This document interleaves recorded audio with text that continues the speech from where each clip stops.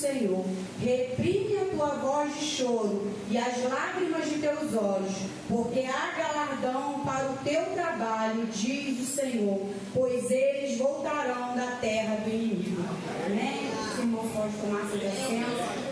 Prometo que eu não vou demorar. Eu vou falar tudo aquilo que o Senhor tem colocado no meu coração. O livro do profeta Jeremias é um livro bem conhecido e um livro bem interessante da gente ler ele, porque a gente aprende muito, né, com o profeta Jeremias. O profeta Jeremias, ele foi levantado pelo Senhor ainda jovem, em um tempo muito difícil para a nação de Israel, em um tempo em que o povo estava desviado completamente dos caminhos do Senhor. O povo tinha largado a fé em Deus para servir a outros deuses, para adorar a outros deuses, para se prostrar diante de outros deuses, deixando o Deus que chamou eles pelo nome, o Deus que chamou eles para ser uma grande nação, o Deus que livrou eles várias vezes. Eles se esqueceram, né, de tudo que Deus tinha feito por eles, se desviaram totalmente da presença do Senhor. E o profeta Jeremias, ele foi levantado para chamar o povo ao arrependimento, para chamar o povo para se voltar novamente aos caminhos do Senhor. O povo não queria mais saber de Deus. Ali naquele momento, quando Jeremias é levantado, também é levantado falsos profetas, e o povo, ele preferia ouvir os falsos profetas do que ouvir Jeremias, que falava a verdade. E isso falou muito ao meu coração, porque nos nossos dias, né, nos dias de hoje, é muito mais fácil ouvirmos aqueles que trazem mensagem, que falam algo conosco, que vem satisfazer o nosso ego, que vem satisfazer a nossa vaidade, que não confronta o nosso pecado. O verdadeiro, como Jeremias, ele confrontava o pecado daquele povo. Ele dizia: arrependei-vos, né? E voltai a adorar o Senhor, voltai aos caminhos do Senhor, porque o juízo está perto. O Senhor, aleluia, vai trazer juízo para essa nação. Mas o povo não queria ouvir, o povo não queria saber. Eles queriam ouvir os falsos profetas que diziam: continue do jeito que vocês estão, não ligue para o que Jeremias está falando, não. Jeremias está doido, Jeremias está maluco. Continua assim, continua desse jeito. E muitas das vezes na nossa caminhada, na nossa vida, é desse jeito. Nós não queremos ouvir nada que vá nos confrontar, que vá nos fazer parar e pensar e nos arrepender do que estamos fazendo, do nosso caminho mau. E naquele tempo, Jeremias lutou muito contra isso. E eu fiquei meditando na palavra do Senhor, e eu cheguei a uma conclusão: que os dias que nós estamos vivendo não está muito diferente daqueles dias que Jeremias era profeta. Nós vivemos em um mundo onde o errado está certo e o certo está errado. Temos vivido dias em que as famílias não são mais as famílias originais que o Senhor criou.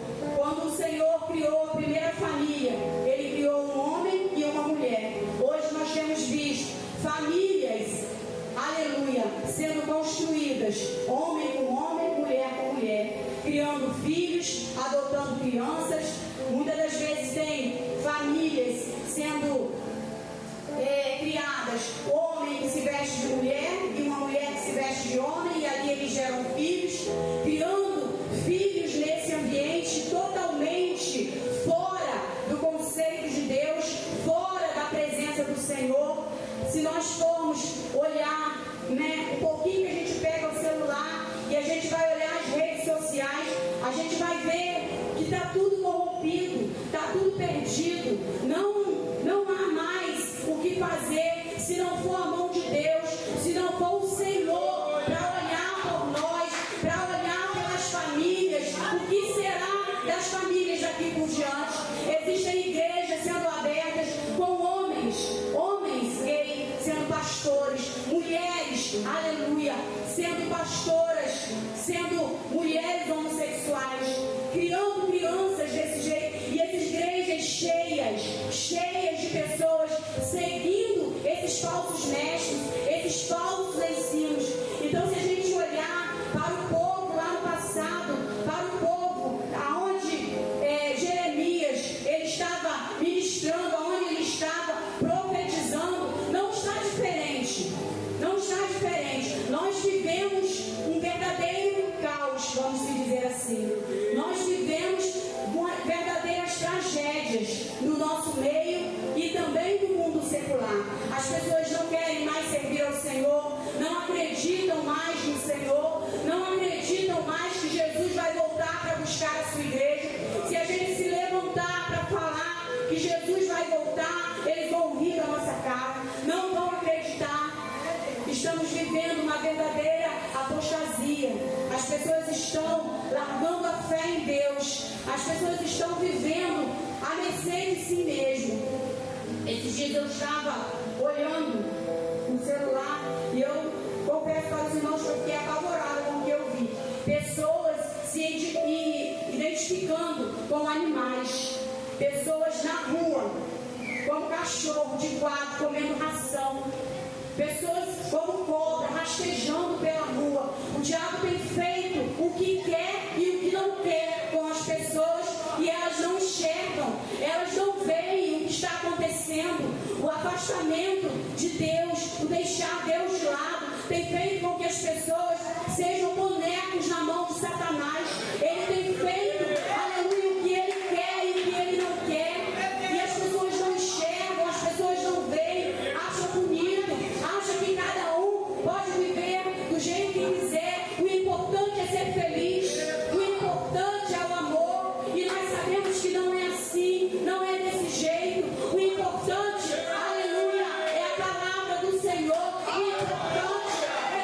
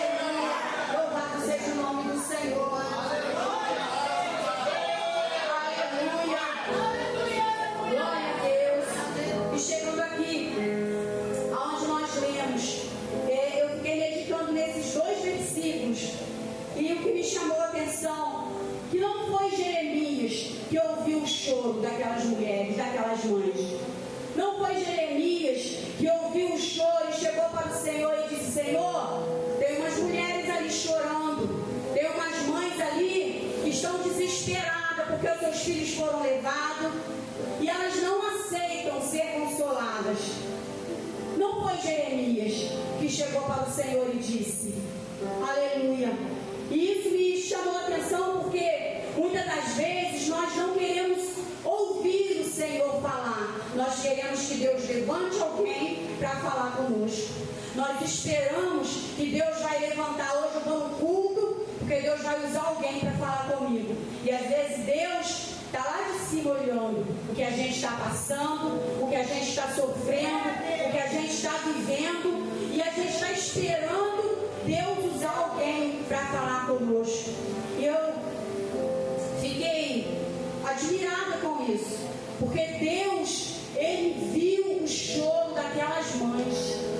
Deus, Ele viu aquelas mães sofrendo por os filhos que tinham sido levados para a Babilônia. Aqui vai dizer que eles foram levados para Ramá. Ramá era onde se levavam eles para dali ser levados para outros lugares, né? Era como uma prisão. Eles eram colocados ali para depois ver o que ia fazer com eles. E elas estavam lá chorando em seus filhos que tinham sido levados. Algumas estavam chorando pelos filhos que não iam voltar mais, porque eles tinham sido mortos. E Deus sabia que aquilo ali foi a mão dele quem permitiu. Foi o Senhor quem fez com que a Babilônia entrasse e tomasse aqueles jovens, tomasse aquela cidade. Por quê? Porque o povo estava em pecado. Então era Deus chamando eles, era Deus mostrando a eles que eles precisavam voltar. E muitas das vezes, para a pessoa reconhecer que está errada, é preciso castigo, é preciso a mão de Deus pesar, é preciso que aconteça algo para que a pessoa caia em si e veja o quanto ela está errada e precisa de pedir perdão. Mas nem assim aquele povo se voltou para Deus, nem assim eles reconheceram que precisavam de pedir perdão ao Senhor. E Deus olhando o choro daquelas mães, daquelas mulheres, aqui vai dizer, o escritor vai dizer que Raquel, né, ela chorava seus filhos sem admitir consolação. A Raquel aqui, ela está sendo, aleluia, como uma figura, né, que ali representava todas as mães de Israel. E Deus, ele vê o choro daquelas mães, daquelas lágrimas, e ele vai chamar Jeremias e vai dizer para Jeremias: assim diz o Senhor, uma voz se ouviu em Ramá, lamentação e choro amargo.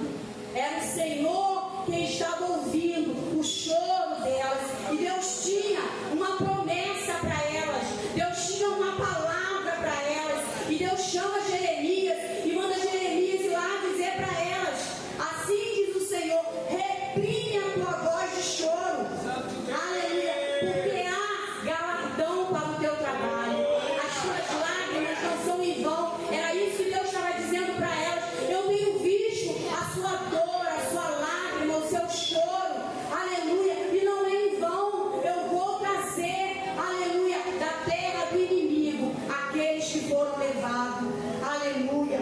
E o Senhor falou muito comigo nessa palavra, e o Senhor, aleluia, me colocou no meu coração: diz para a minha igreja nessa noite, assim diz o Senhor, reprime a tua voz de choro. Você que tem chorado, aleluia, por um filho, por uma filha, você que tem chorado por um esposo, por uma esposa, reprime a tua voz de choro, porque há galardão para o teu trabalho. Assim diz o Senhor, aleluia. Assim como ele disse para aquelas mulheres, ele diz para nós nos dias de hoje.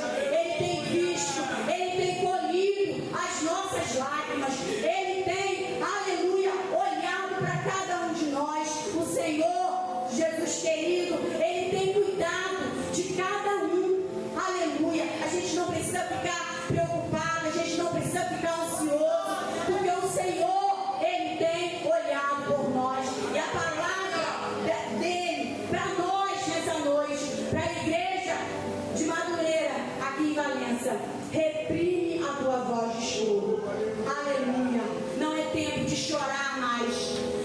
tempo, aleluia, de ficar de cabeça baixa, murmurando, reclamando, chorando. É tempo de se levantar, é tempo de se erguer, é tempo de sacudir a poeira e dar volta por cima, aleluia, porque há galardão para o teu trabalho, aleluia. O Senhor tem visto as suas lutas, as suas dificuldades, aleluia, e Ele manda dizer para cada um de nós nessa noite: o tempo de chorar passou, agora é tempo de cantar, aleluia, o tempo de cantar chegou, aleluia. Levanta as suas mãos e receba essa palavra do Senhor, reprime a tua voz de choro, o tempo de cantar chegou, aleluia, o tempo de cantar chegou. Não é mais tempo de chorar, é tempo de se